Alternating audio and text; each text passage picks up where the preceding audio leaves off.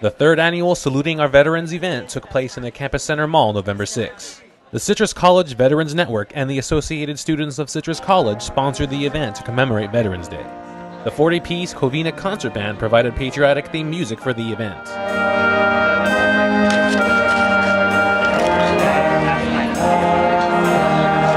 Stephen Nelson, history professor at Citrus College, displayed military artifacts from the Fort MacArthur Museum, of which he is also the curator. The collection had a variety of items ranging from military patches to a collection of military uniforms. Who started the collection? The collection started back in 1985 by the Museum Association. Okay. And what is the oldest item you have in the collection? The oldest thing I have today, maybe this World War I uniform here, because that might predate, that might be like it's a model 1912 tunic, probably made in 1917, so that's probably the oldest.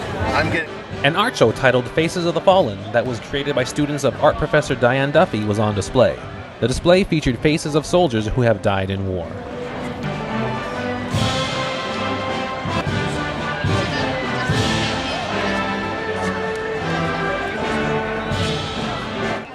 Congresswoman Hilda Solis, representative of the 32nd District, was in attendance among other notables, including Glendora Mayor Karen Davis.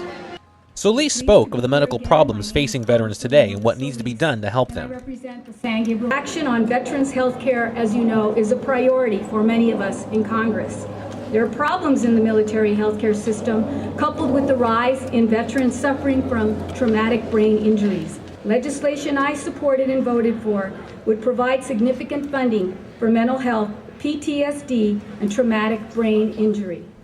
Solis also thanked those who attended the event and those who helped put it together. Covina resident Tomas Perez, a Vietnam veteran, was honored at the event. Perez served a total of 6 years in the Navy. Perez received a series of medals for his years of service, some of which included the Vietnam Service Medal, the National Defense Service Medal, and the Korean Defense Service Medal. I honor you, Tomas Perez. Okay, the only thing I want to say is I didn't do it for the medals. That's all I can say. I did it for the country, not the medal. Thank you. Jay Gomez, representative of Michael D. Antonovich, LA County Board of Supervisors member, presented an award to Dr. Bruce Solheim, Citrus history professor and creator of the Saluting Our Veterans event, for his contributions for Citrus's veterans. The American Veterans State Honor Guard performed a 21-gun salute and took part in the national anthem presentation, which was sung by several Citrus College students.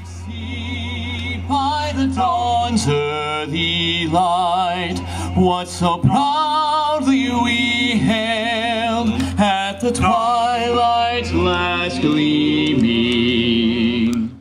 The Honor Guard also performed the presentation of colors with a rendition of taps.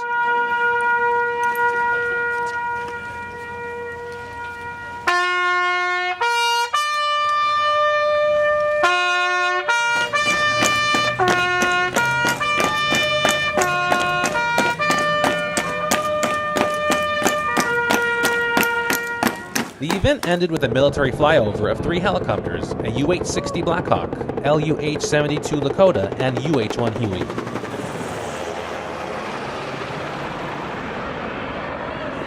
The helicopters are based out of Fort Irwin, located in the Mojave Desert.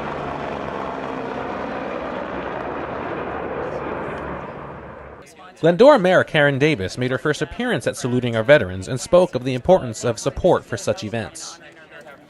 How vital do you think it is for the community to participate in that? I think it's very important, as I mentioned in my comments, that I think especially after Election Day, it's very important to honor our veterans because they are very integral in us having that right and that privilege to vote. So I think it's important for us to thank them for their service to our country. Now, have you been part of it? Have you been an organizer last year and the year before that? Yes, all 3 years. Okay, what has been the biggest thing that you've seen as in growth, or pretty much what's been going on during the event? Well, first time we had no helicopters. Second time we had helicopters fly over. And third time now we're having them land. So I think that's pretty good. And the amount of people that have been coming has just been growing and growing and growing.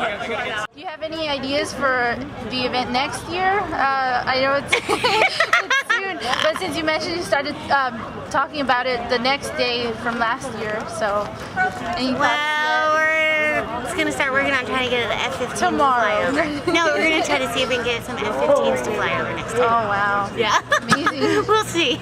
We will see. Azusa Pacific University partnered with Citrus in coordinating the event and allowed the choppers to land on APU's football fields. When they landed, visitors were allowed to even sit inside them. Olympic gold athlete and APU student Brian Clay took some time to observe the choppers up close with one of his sons. Jack Long, a 92-year-old veteran of World War II, discussed his first call to the front lines and some of the horrors he witnessed. How long were you in the military for the time you were? Hey, I was 26 years old. I was in business. They called me and they said, "You have to come." I says, "Hey, my wife is pregnant. I can't come now. I've got the business." They said, one day you come or else jail. I had to drop everything. I lost 2 trucks and I lost a lot of stuff. But I didn't care. Hey, the country is more important. If we didn't take care of that, we wouldn't have America, you know? We didn't have to fix in Normandy, I'll tell you, because all those tanks that were in Normandy, the only way that we got through our planes, they came over thousands at a time. I'm not kidding, but they hit some of our boys. And you should see a hole as big as this. Not as big, but pretty big. And arms, heads. I saw that. I got sick.